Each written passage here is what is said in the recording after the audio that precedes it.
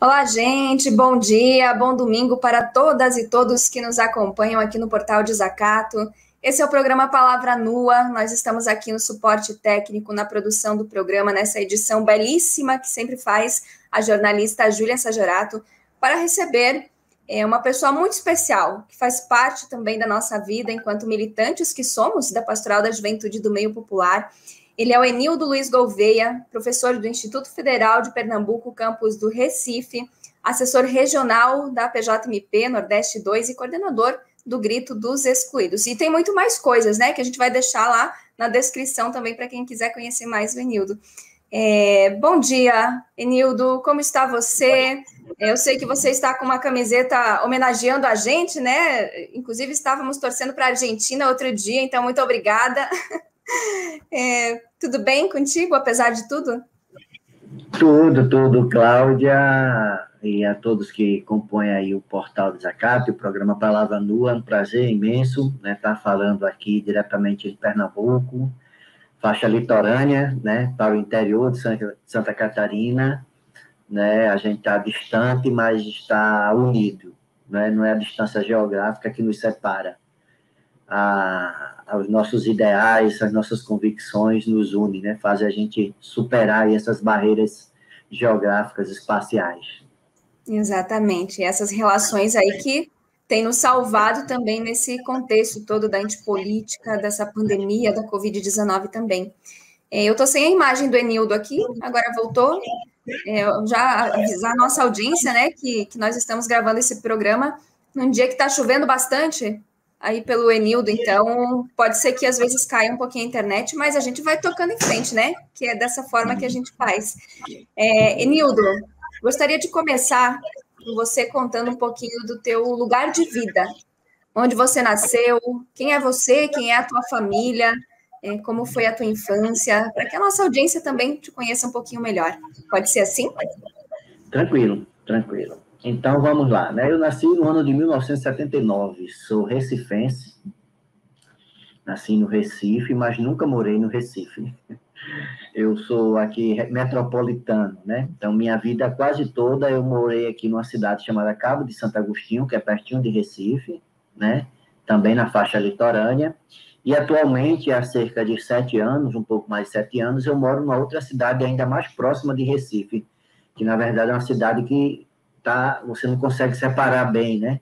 Jaboatão dos Guararapes de Recife. Então, é ruim dar essa referência, mas Jaboatão é a cidade que teve o último ataque de tubarão ontem, aqui, pertinho de casa, a 2 quilômetros de onde eu estou. Eu não moro na Orla, né, mas daqui lá na praia vizinha, né, eu moro na praia de Candeias, e o ataque foi na praia de Piedade. Mas Jaboatão é a segunda maior cidade de Pernambuco, né, quase 700 mil habitantes, é a maior cidade do Nordeste e não capital. Excluindo as capitais, é a maior cidade do Nordeste, Jaboatão dos Guararapes. Então, eu sou esse misto aí. Nasci no Recife, morei a maior parte da minha vida no Cabo de Santo Agostinho e há 7 anos moro aqui em Jaboatão, então estou nessa dinâmica, né, metropolitana, digamos assim. E aí, assim, filho de família muito pobre, né? Meu pai abandonou minha família, eu tinha 6 meses de idade, abandonou minha mãe com 2 filhos, foi embora para São Paulo e nunca mais voltou. Né? Em 2002 eu fui lá e conheci ele, né? Tive o prazer de conhecê-lo, hoje ele já faleceu. E aí minha mãe teve que tocar, né, a vida aí como cobradora de ônibus, não sei se aí em Santa Catarina se usa esse termo, né? Que é a cobradora de ônibus, a pessoa que recebe dinheiro lá e tal, e feirante, né? Então minha mãe sempre se virou, né? Também tinha a família ali por perto, todo mundo muito pobre, mas muito solidário, né? Meu avô, tias, tios, então a gente estava ali naquela dinâmica. E eu sempre tentando ajudar, né? Desde criança trabalhando, vendia picolé, pegava frete na frente do supermercado. Frete aqui é quando o rapazinho tem o carro de mão e se oferece para carregar as compras de quem fez as compras lá. Então, ganhava lá um trocado, né? E sempre me virando. Vendia picolé, que em alguns lugares chama-se sacolé, flau, enfim. Aqui chama-se tabu também, tem outro dudu, são vários termos, né? Eu vendi aqui na praia, e também lá, enfim, para tentar, né? Então, essa é a história. 1973, eu disse 1978. Minha esposa acabou de me corrigir aqui, eu estou ficando... Desculpa, né? Hoje está sendo um dia bem difícil, né? Assim, foi bem complicado, né? Mas, enfim, 1973, Recifense, né? Estou com 4.8, motor 4.8, turbinado aí, né? Plena atividade. Tá certo. Um beijão aí para tua companheira, Nildo. Que bom que ela tá aí do lado. Qualquer coisa ela vai ajudando a gente, né?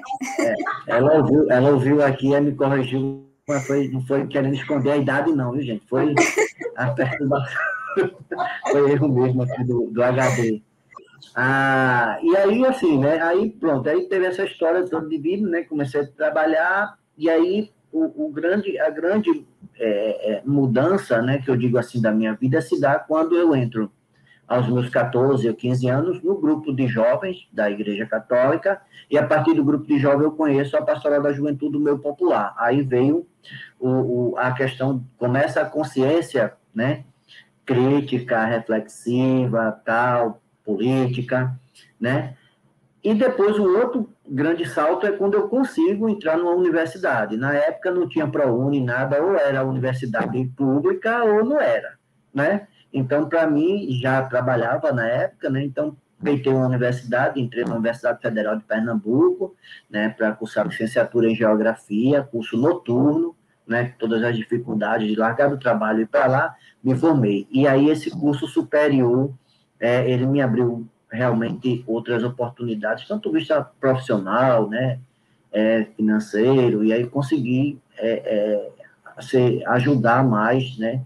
A família, né? Enfim. E aí, depois de me formar, eu fui trabalhar. Primeiro fui ganhar o pão de cada dia, né? Como professor. Sempre conciliando, né? O trabalho com a militância social, política e também religiosa. Nunca me afastei, assim, da convivência de comunidade, de paróquia, né? Me identifico.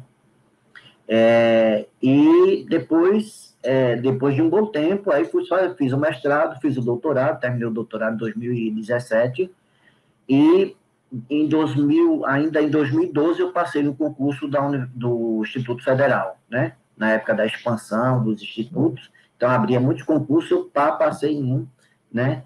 E isso financeiramente realmente melhorou muito a minha vida, mas não só financeiramente, as condições, né, são muito melhores em relação aos 12 anos que eu passei na rede estadual de ensino, né? Eu fui, durante 12 anos, professor da rede estadual de ensino de Pernambuco, assim, né? É muito difícil, ali é a prova de que você é vocacionado ou não para o magistério, sabe? Sim. Continuar como magistério, o cara diz assim, não, realmente eu sou professor, porque assim, não, o cara deixa mesmo. Então é isso. E aí, nesse percurso todo, né, de participação na pastoral, eu tive contato, comecei a aprender a tocar violão, e aí fui compondo, né, fui meio timidamente, né, mas depois eu fui perdendo a vergonha, né, escrevo, né, sou poeta, hoje sou membro da Academia Cabeça de Letras, né, já tenho 2 livros publicados, um outro, terceiro está engatilhado, por questões financeiras eu não publiquei esse ano, né, priorizei o EP em frente, né, e aí fui aprimorando essa questão e o grande lance era aprender a tocar violão para animar os encontros, né, animar os encontros da pastoral. Então ia lá, tocava no grupo jovem, nos encontros, tal, depois passei a tocar nas celebrações também, na missa, né? Então, é um pouco isso. Eu tenho dito ao pessoal que, sobretudo nesse período de pandemia, a arte, né, além de nos ajudar a transcender sem perder o pé no chão, né, sem tirar o pé do chão, transcender sem tirar o pé do chão, ajuda a gente a não enlouquecer, né? Porque realmente a situação é muito difícil. Nessa pandemia, a gente tem presenciado muito sofrimento e as demandas aumentaram, né? As demandas aumentaram. Então... Nildo, eu quero voltar um pouquinho lá no teu início de vida. e perguntar a respeito de como foi esse momento que você conhece a Pastoral da Juventude do Meio Popular, ou o grupo de jovens, né? A tua mãe, a tua família tinham essa vida também entrelaçada com a comunidade, ou como que se deu esse processo, assim? E como foi para você também participar do grupo? Qual que era a tua intenção também quando você conheceu essa juventude? Eu era, como eu disse, eu era um adolescentezinho, né? Jovem, então, um grupo... Tinha uma menina, né? Que eu era afim dela, apaixonada, amor de adolescente. E eu vi que ela participava desse grupo. Então, eu me motivei. Quando eu recebi o convite, que não foi através dela, foi de uma outra pessoa, mas aí foi uma motivação a mais para ir. E quando eu cheguei lá, né? A primeira coisa foi a questão do teatro. O grupo de jovens era muito forte no teatro, e a gente fazia um teatro tanto para dentro da igreja como um teatro para fora. Isso me encantou, o pessoal gostou do meu desempenho, logo quando fiz a primeira peça teatral e tal, e aí a coisa foi efervescente. Mas minha família, minha mãe, ela não era, nunca teve uma participação, né, se dizia católica tal, né, mas não participava de nada. Né? Hoje ela é espírita já há um bom tempo, então, mais de 20 anos, mas a gente convive tranquilo com relação a isso. Ela sempre, quando me via indo para a igreja, foi quando a pastoral, ela ficava mais tranquila, né? Então, porque sabia qual era o trabalho que era feito lá, né? Então, foi isso que a gente, que me motivou, me fez permanecer. E aí, no encontro, a partir do grupo, o grupo foi nucleado, lá em 88, mais ou menos, né, pela PJMP, aqui, e aí também foi uma coisa, porque como eu fui sempre muito pobre, eu nunca entendia por que existiam as pessoas pobres e as pessoas ricas, né? E a gente estava num momento de efervescência aqui ainda, a igreja de Dom Helder aqui na Arquidiocese de Olinda de Recife, muito forte, né? E a gente tinha os encontros de formação, e eu tive o prazer de ter um padre muito que investia muito na formação, sabe, da comunidade, que era um italiano que passou mais de 20 anos aqui, o padre Cláudio Sartori, e ele sempre dava as formações. Aí foi quando me disseram que a pobreza não é de Deus, não é de Deus, me achei. Eu disse, olha, vamos estudar isso aí direitinho. Né? Por que isso é pobreza? Aí você, a minha situação de pobreza, na verdade, não tem nada a ver com uma questão religiosa, espiritual, tem a ver com a desigualdade social, né? E aí a gente vai, né, aos poucos, participando de encontros, de outras formações, encontros fora da pastoral também. Eu fui filiado um tempo ao Partido dos Trabalhadores, depois me desfiliei, hoje não sou filiado a nenhum partido, mas me assumo como um militante de esquerda, né? Mas tudo isso contribuiu aí, né, para esse processo de formação. A grande referência de formação, tanto religiosa como política, é a PJMP, né? E o que a PJMP me proporcionou a partir dela, também nesse contato com os outros companheiros e companheiras que militavam em outros espaços. Tá certo. Enildo, você falou que você era muito criança, né? Quando vocês tinham que dar um jeito de trazer o pão para casa também, né? Então, você vendia picolé e tudo mais. Como foi esse momento também na tua vida? Você passou por muito preconceito? Como que era isso, estar na rua também? Tinha a questão, porque esse tipo de atividade, ao contrário do que o pessoal diz hoje, chama de empreendedorismo, né? Na verdade, o que isto soma na parte financeira da família é muito pouco, né? Eu posso dizer, não passei fome. A gente não tinha luxo nenhum, mas passar fome, realmente eu não passei.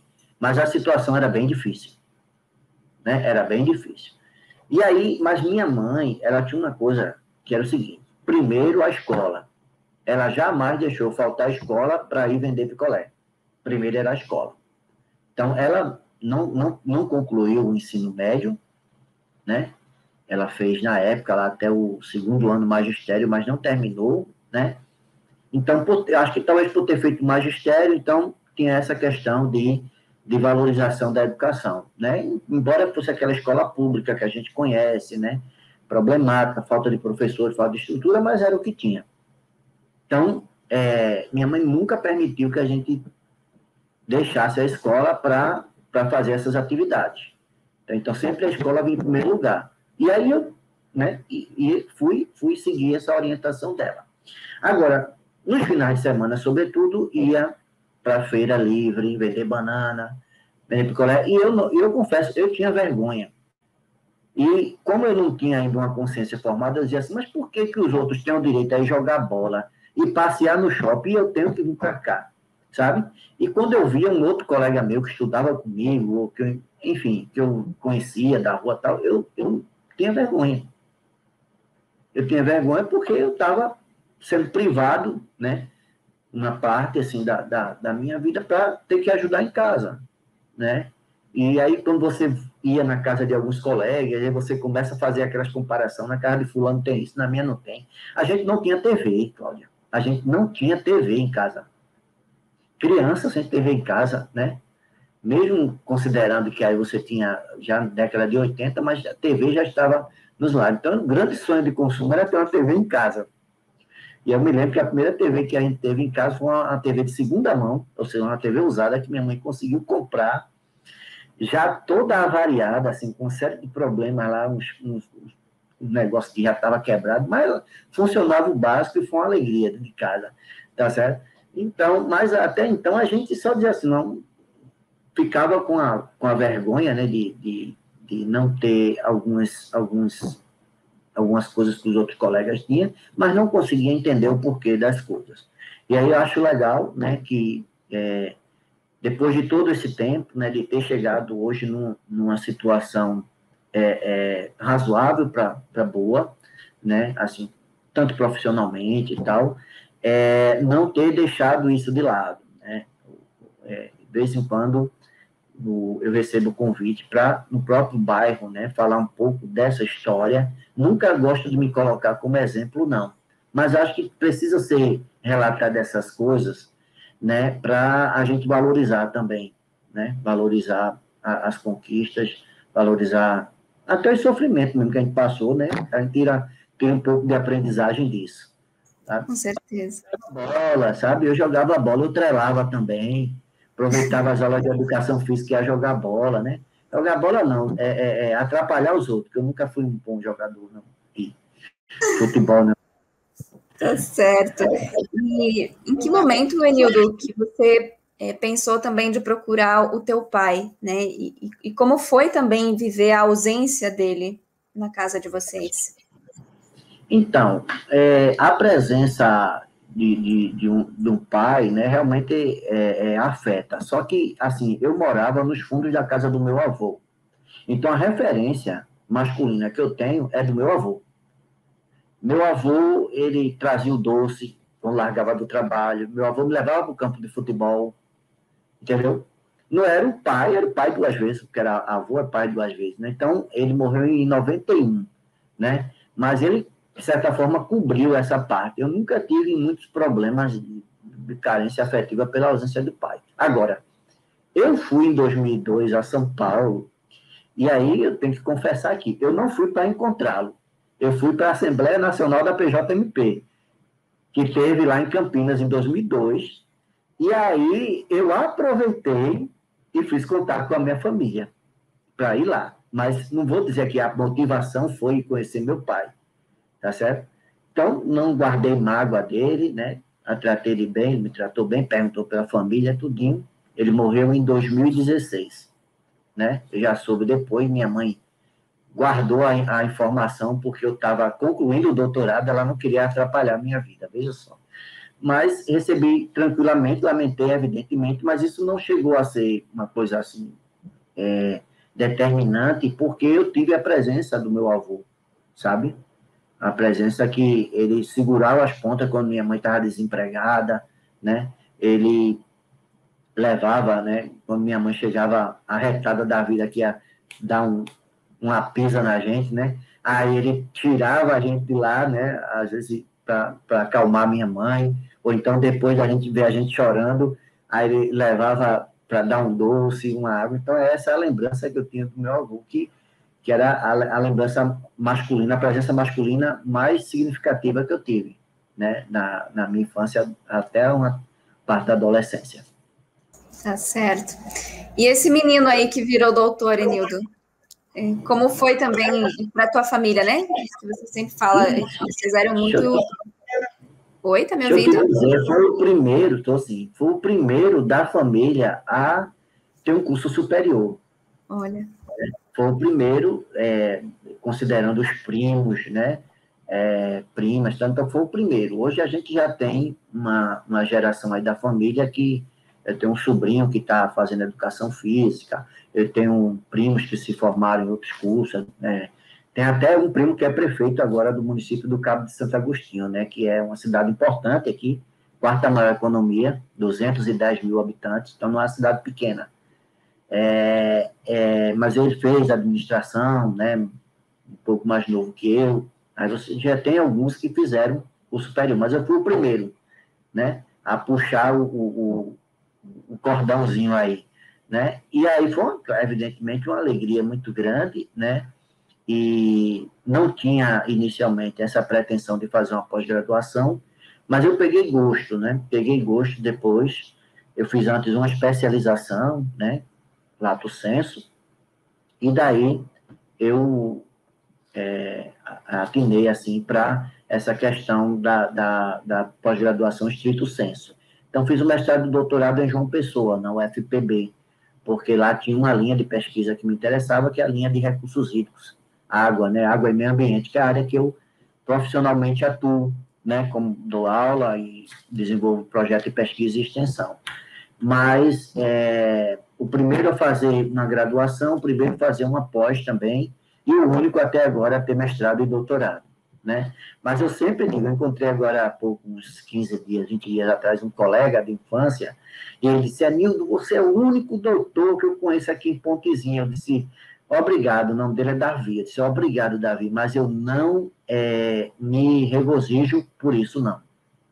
Tá certo? Eu gostaria que tivesse muito mais e brigo por isso, né? Brigo por isso, não coloco isso como uma coisa que queira me colocar acima dos outros de forma nenhuma, né? Porque eu sei que a educação é um caminho, realmente, para a gente mudar um pouco a realidade aí da nossa e a realidade coletiva, sabe? Então, realmente, eu não tinha né, pretensão de um doutorado, ele meio que foi um chamado do meu orientador, que disse assim, você vai fazer o doutorado? Não, eu disse, Pedro, já fiz o mestrado, não quero mais o doutorado. Ele disse, não, venha para cá, você vai fazer, não sei o quê. Aí eu fui e fiz, né? Foi uma experiência boa, né? Muito, muito boa, apesar das dificuldades, né? Que eu, na época do doutorado, eu estava trabalhando numa cidade chamada Garanhuns, que fica a 230 quilômetros aqui de Recife. Eu morava no Cabo, trabalhava em Garanhuns e fazia o doutorado em João Pessoa. Então, era um percurso semanal de 1.000 quilômetros, sabe? Extremamente cansativo.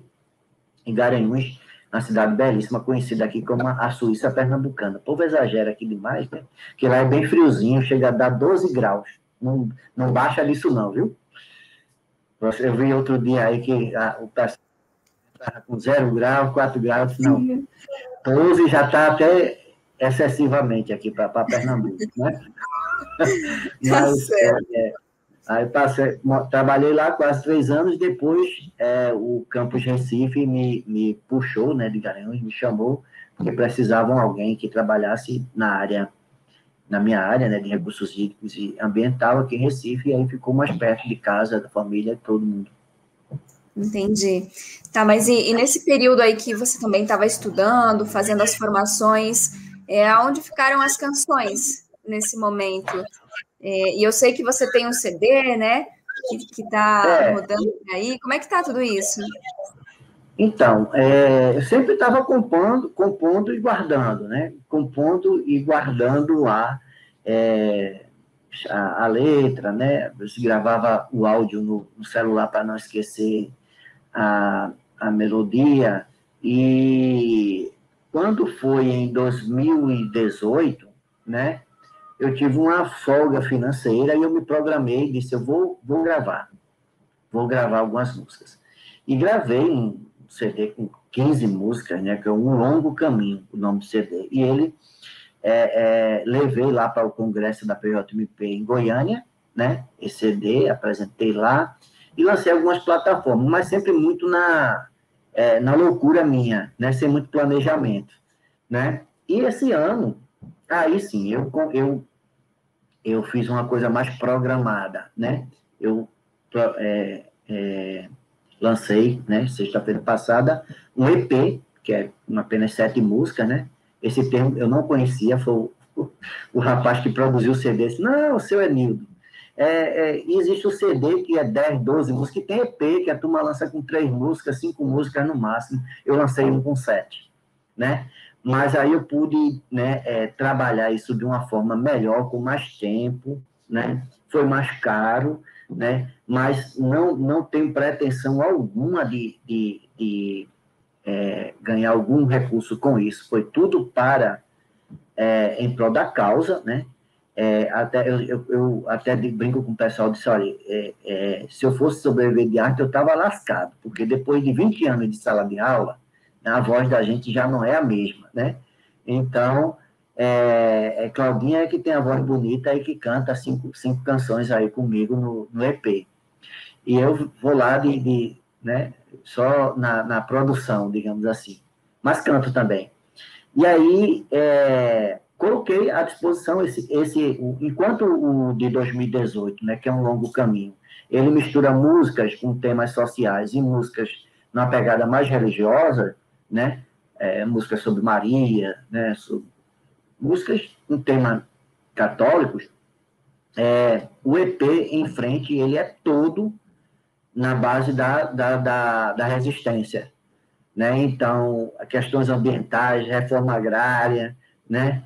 O preconceito, está lá, tudo dentro desse EP, né? E tem mais um bocado de música ali que, quando aparecer tempo e dinheiro, eu vou gravar e disponibilizar gratuitamente, né? Então, Um Longo Caminho, por orientação desse rapaz que produziu esse EP, né? Ele disse, o senhor relança Um Longo Caminho em formatos de EPs nas plataformas de streaming, Spotify, Deezer, Amazon Music, iTunes, YouTube Music, enfim, todas essas plataformas aí.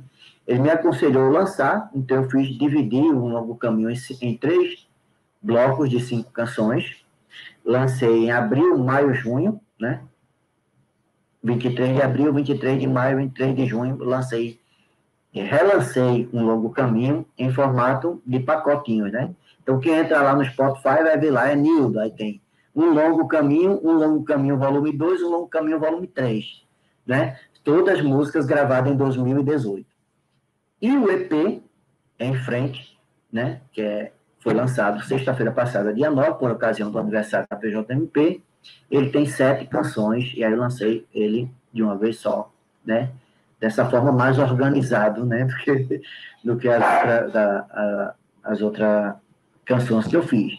Mas a produção é constante, Cláudia, né? Tanto na poesia como na música, né? Eu tenho uma preocupação de deixar a inspiração fluir, mas também de ser fiel a toda a minha formação, toda essa minha vivência, né? Paralela ao EP em frente, esse ano eu tenho uma música minha, né, no site do Grito Nacional, tem o hino do Grito e tem outra música do Grito lá, que é minha, tá lá, Grito 2021 é Nildo. Foi uma música que eu fiz para animar essa preparação do Grito dos Excluídos 2021.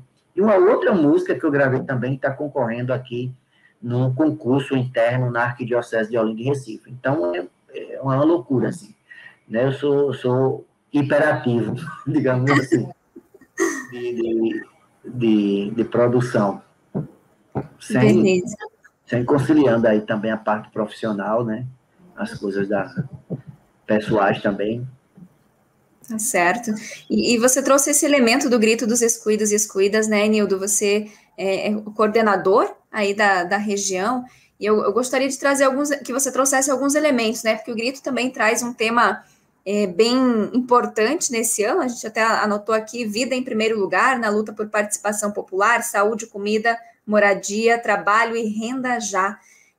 Como esse tema também está relacionado com a tua vida, com as produções que você tem aí, com as canções, mas com a sociedade de modo geral, né? Qual é o chamamento também para um momento tão difícil como esse que nós estamos vivendo aí, com tantas mortes, com essa antipolítica, com esse governo que tem aí um projeto de morte para os brasileiros e brasileiras. Então, você também, enquanto coordenadora aí do Grito, como relaciona com a nossa vida esse tema? Eu assumi a coordenação do Grito, né? Não sou só eu, né? Tem outras pessoas que estão há até uns 5 anos. Sempre participei do Grito, né? O Grito é um momento muito forte aqui em Recife, e é um momento também da gente encontrar muita gente que está aí na luta, e a gente, no corre-corre do dia a dia, a gente não consegue encontrar e se encontra no Grito. E aí, de forma que toda vez que termina o Grito, a gente faz uma festa, né? Vai para tomar uma cerveja, botar a conversa em dia, etc. Né? Ano passado não pôde, porque já foi em pandemia, a gente teve o Grito aqui, foi para ruas de Recife, mas muito limitado, né?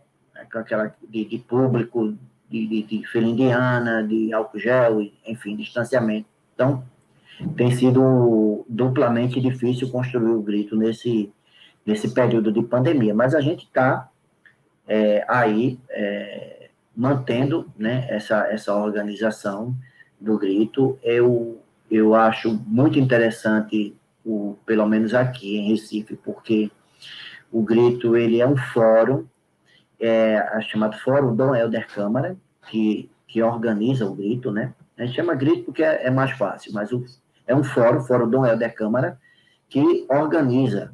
E aí a gente tem de tudo ali dentro. Eu acho arretado, sabe? A gente tem católico, protestante, ateu, pessoal da Umbanda, as feministas, o MST, os sindicalistas. É uma salada de frutas do bem, assim, sabe? Muito interessante esse diálogo com todo mundo, né? Onde tem as diferenças, né? Tem uma série de diferenças entre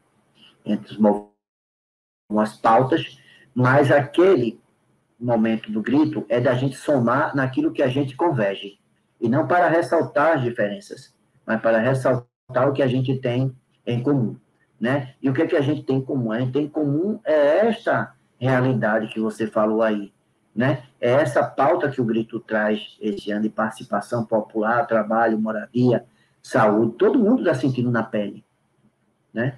Uns mais, outros menos, mas todo mundo está sentindo, todo mundo está sendo afetado por isso. Então, em nome dessas pautas macro, a gente tem que esquecer um pouco as diferenças e se juntar, né? Há uns 2 ou 3 anos, né, nós que temos uma participação na igreja também, nós fomos afrontados, né, pelos bolsonaristas aí, reaças de dentro da igreja, dizendo que a igreja não podia participar desses eventos, e que era um bando de comunista, que comia os fígados das criancinhas, e não sei o quê, e que defendia a maconha, que defendia o aborto, e não sei o quê, não sei o quê, e a gente teve que fazer uma defesa, e eu fiquei muito feliz, porque o arcebispo aqui, ele comprou a defesa, e ele falou justamente isso que eu estou dizendo, ele disse assim, tem as diferenças, tem, mas a gente está se juntando no que a gente tem em comum, né? Que é esse sofrimento pela ausência de moradia, de trabalho, de saúde, afeta a todos, né? Então, as dificuldades são, acho que não muito diferentes de outros lugares, né? Talvez aqui em Pernambuco, em Recife, por nós termos aí uma realidade maior de desaprovação desse governo, a gente tem uma certa flexibilidade maior de trabalhar. Eu fico imaginando aí vocês no Oeste. Terrível. Imagino, acho que é o estado mais bolsonarista do Brasil, deve ser Santa Catarina, senão rivaliza, né, diretamente aí com o Paraná e Rio Grande do Sul. Mas fico feliz, né, que existe pessoas ainda resistindo, né, para dizer assim, olha, não é assim não, né, tem aqui a gente, né, são minoria, é verdade, mas isso também não quer dizer que aqui a gente também tem muita facilidade, não, tá? Eu só acho que fica até mais fácil para você andar na rua com a máscara fora Bolsonaro do que aí em Santa Catarina. Exatamente. Aqui Aqui, Nildo, pode falar. aqui a gente tomou uma decisão coletiva da militância por conta do movimento Sul é Meu País, né? Então, quando separarem o Sul do restante do país, nós vamos para o Nordeste. E se vocês nos aceitarem... Eu não desejo a separação, não, mas se ocorrer, sejam bem-vindos aqui. A gente vai ter que correr, porque é muito difícil. Não é que Pernambuco seja uma nação também. Claudinha estava falando aqui que queria que Pernambuco se separasse. Também eu não quero, não, sabe? Não sou separatista, não. Pernambuco já foi Pernambuco já fez a revolução, não deu muito certo, né? Assim, foi sufocada, mas eu não acho que é legal, não. Mas se ocorrer um dia, sejam bem-vindos aí, será reforçar as nossas trincheiras aqui. Olha aí. Tá certo. A gente brinca, né? Mas é um contexto bem difícil, né? Inclusive, há poucos dias a gente teve o Bolsonaro aqui em Chapecó, na cidade vizinha de São Miguel do Oeste, que é de onde eu falo. Então, não é só um negacionismo, a gente sabe que isso é o projeto, né, de morte deles. Então, para nós tem sido difícil, sim, ir para as ruas, né? Ainda mais nesse contexto de pandemia, nem todo mundo está vacinado, e mesmo que estivesse, a gente sabe que os cuidados não terminam por aí. Mas temos que seguir, né, Nildo? E justamente nesse seguir que eu gostaria de fazer mais uma questão para ti, e já reforçando aí que o grito, para mim, ele tem um simbolismo especial, né? Que é um dia de muita luta, mas é meu aniversário também, né? Eu sou nascida em 7 de setembro, então eu já nasci com o povo gritando. Oi? Vou lembrar disso no dia, né? Tem que lembrar. É importante. A independência do Brasil não é importante, não, mas o grito de seu aniversário é. A falsa independência, né? Mas eu sempre falo, quando eu nasci já tinha gente fazendo muita luta importante aí, a gente vai se forjando no meio disso. Mas eu gostaria Eu tenho um desejo de conhecer, né, Santa Catarina. Eu conheço o Paraná, já fui ao Paraná e o Rio Grande do Sul, mas, assim, confesso que o frio me assusta um pouco, sabe? Eu não sou muito afeto ao frio, não. Principalmente quando ele baixa dos 15, aí já fica difícil. A gente teve temperaturas aí, menos 5 graus, a sensação térmica, então, tava bem difícil. Agora, inclusive, essa semana aqui é para esfriar ainda mais, né? Voltar aquela onda que estava outro dia. Então, a gente também está meio assustado, assim. A gente também não curte muito esse frio. Mas, Enildo, gostaria que uma pergunta final também, que você falasse um pouquinho, você como educador, né? Mas também como assessor da PJMP e todas essas tuas vivências também, né, da tua vida, com a militância, enfim. Como você olha também para o papel das juventudes nesse momento, assim, de fora Bolsonaro, mas é também de fora capital, de fora todas as estruturas, né, que são geradoras aí de tanta morte, de tanta violência. Como você olha para a juventude, que orientações também e reflexões, melhor dizendo, são importantes nesse momento, né? Qual é o nosso papel, assim? Então, acho que é uma coisa de cada vez, né? Agora, nesse momento, acho que o Fora Bolsonaro é a pauta maior. Agora, a gente tem realmente um desafio grande, né? De não parar nisso, né? De fazer com que as pessoas possam despertar, né?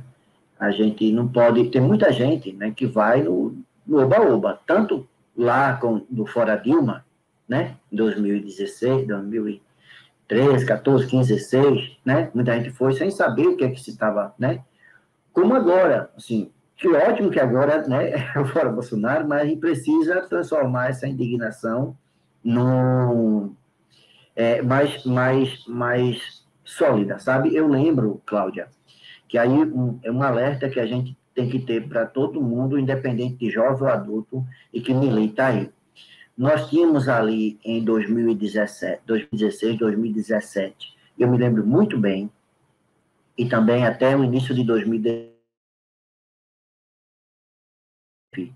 todos os blocos gritavam fora Temer. E a gente achava isso ótimo. Eu achava ótimo. Só que o que aconteceu? Tinha muita gente gritando fora Temer, mas porque estava querendo Bolsonaro. Então, nem todo mundo que gritava fora Temer estava com a gente. Então, quer dizer, era uma galera que estava também ali no oba-oba, estava, não deixa de ser uma insatisfação, mas a gente não conseguiu canalizar. Sabe? O fora Temer para o fora Bolsonaro também. Foi, né? Eu me lembro, eu estava num bloco, o cara do meu lado, gritando fora Temer, eu gritando fora Temer, aí depois ele olha para mim e disse, é Bolsonaro. Eu disse, aí você estraga a amizade, né? Como diz aqui. Aí você estraga a amizade. Não era isso que a gente queria. Então, a gente precisa construir essa ponte, sabe? Eu acho que tem boas iniciativas. Eu acho que a gente não peca por omissão. A gente não peca por omissão. A gente está tentando se mexer. Mas a estrutura é muito pesada. Com quem a gente está brigando? Com quem vocês estão brigando aí no Oeste, Santa Catarina? Com os latifundiários, com a galera que odeia índio, né? Os indígenas, né? A gente brigando contra o capital financeiro é uma estrutura. Então, a gente também tem que ter uma certa consciência disso para também não se frustrar, né? Não se frustrar. Tentar construir essas pontes para transformar a indignação hoje, que ultrapassa a desaprovação do governo, que ultrapassa os 50%, mas que essas pessoas não cheguem no próximo ano e agora vai votar no Datena, né? Datena, que é o 17 novo, que ele se filiou ao PSL. Né? Acho que é 17 de novo, tá entendendo? Ou coisa, né? Outros aí que vão se apresentar na mesma linha. Então, dificuldade. A juventude, evidentemente, é a vanguarda aí dessa resistência, né? Para levantar essas bandeiras, né? Para animar, né?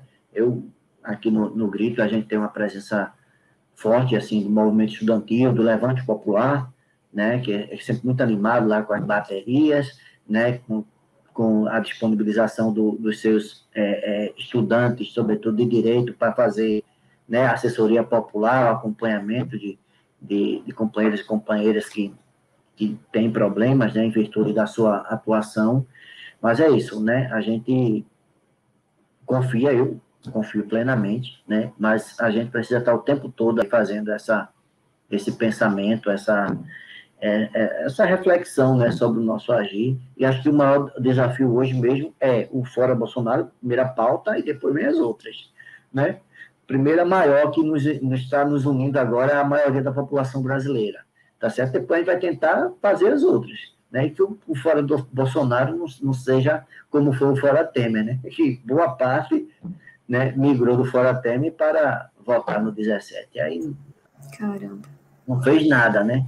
Enxugou gelo, como diz a história. Sim. É um passinho de cada vez, seguindo o processo, né, da história também, Nildo. Mas assim, Nildo, agradecer a tua presença aqui no Palavra Nua, né, repartindo também a tua história, a tua vida, agradecer toda a tua contribuição também com a PJMP, isso precisa ser reconhecido. Santa Catarina tem um carinho imenso por ti, pela Claudinha, que dia desses ela tem que aparecer aqui também, contar um pouco da história dela e do trabalho, né? Ela tem família aí em Florianópolis, Ah, olha aí. Mas aí eu sei que de Floripa para aí é distante, né? Tá 700 e poucos quilômetros. E normalmente para mim dá mais, né? Porque eu pego um ônibus, o ônibus quebra, pego um avião, o avião não vai. Então, para mim, é sempre mais longe. Mas agradecer. Eu agradeço aí a oportunidade, o espaço, Palavra Nua, Portal Desacato. Um abraço aí a você, ao Pedro, a Júlia, que está aí nos bastidores, né? Todos os que fazem parte aí e que estão na resistência aí no Oeste Catarinense, sabe? Um grande abraço aí nordestino de vocês.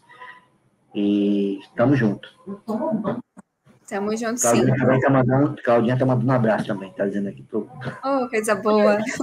Manda o calor também, porque a gente vai passar frio agora nos próximos dias. Pois é. Aqui tá chovendo, mas tá calor. Ó. Calor com chuva e calor sem chuva. Não tem frio, não. Olha aí. Aqui é frio e úmido ainda, né? A casa fica pingando. Então tá bem. Cláudia, só fazer, né, a divulgação do trabalho, o pessoal quiser, e aí não é uma divulgação de Enildo, né?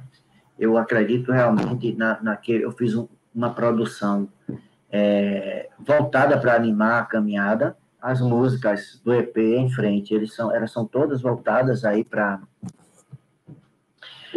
as temáticas da resistência, né? São 7 canções lá, e pode ver lá a produção também a outra produção, né? De Um Longo Caminho. Então, é só procurar lá nas plataformas de stream. Enildo, só Enildo. Você clicar em Enildo, vem o cara mais bonito lá, sou eu. Tá certo? E também o canal YouTube, né? Que eu estou alimentando ele, que é o canal A Gente Vai, que é tema de uma das músicas, né? Que não está gravada ainda por mim, foi gravado por outro pessoal, mas é uma música que a PJMP canta muito, né? Quase que um segundo hino da pastoral. Mas aí quem dá uma passadinha lá para conferir as músicas, e a intenção é só animar a caminhada mesmo, né? Só contribuir com a arte, com a poesia, com a música para a caminhada da gente, né? Ficar feliz também, ficar alegre. Que beleza. A gente vai deixar aqui na descrição todos esses endereços também para o pessoal estar acessando, tá bom, Enildo? Tá certo. Agradeço muito a oportunidade aí, gente. Nós que agradecemos a tua presença. Um beijo carinhoso para ti, para Claudinha, e a gente se encontra na luta sempre. Beleza. Valeu, então. Tchau, tchau.